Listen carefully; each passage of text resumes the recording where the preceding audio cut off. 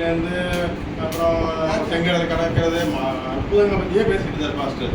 அதாவது நம்மளுடைய கர்த்தர் வந்து எவ்வளோ பலம் உள்ளவர்னு நம்மளால் கிரகிக்கவே முடியாது. நான் கிரகிச்சேன்னா நான் சேவிக்கிற கர்த்தர் என்னுடைய கர்த்தர் அவ்வளோ பெரியவராக எனக்கு சந்தேகம் வந்தது.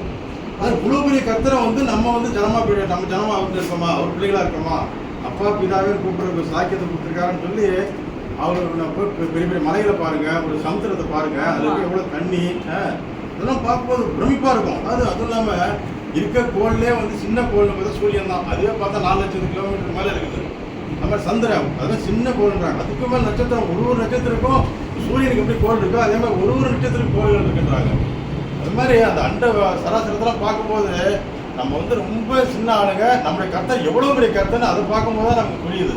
அதான் அவருக்கு வந்து ரொம்ப லேசான காரியம் தான். செங்கல்ல வந்து பிளந்து போக வைக்கிறது அவருக்கு லேசான காரியம். நீங்கள் யோசித்து பாருங்க, ஒரு கடல் எவ்வளோ ஆழம் இருக்கும். சில இடத்துல வந்து 4 கிலோமீட்டர் 5 கிலோமீட்டர் ஆழம் இருக்கும்.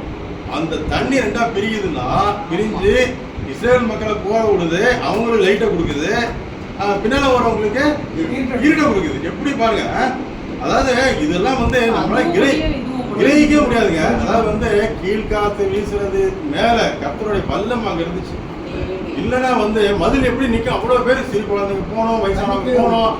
இன்னைக்கும் அதை வந்து யூடியூப்ல பார்த்தீங்கன்னா அந்த செங்கல்ல வந்து அந்த அந்த பார்வனுடைய ரதங்கள்லாம் வந்து கயண்டு கிடக்கிறதுலாம் இன்னும் ஸ்பாட்ஸ்லாம் தெரியுது. நம்ம வீடு கயண்டு கிடக்கிறது எல்லாமே இன்னைக்கு நீங்கள் பார்க்கலாம் யூடியூப்ல. அதாவது வந்து நம்மளுடைய கர்த்தர் மகாபெரிய கர்த்தர். அதாவது அது வந்து நம்ம உண்மை கிரகிக்கவே முடியாது. அந்த அளவுக்கு ஒரு அற்புதத்தை செய்கிறவர். அவர் வந்து இஸ்ரேல் மக்களுக்கு வந்து மன்னாவை கொடுத்து 40 வருஷம் கொடுத்துருக்கா பாருங்க.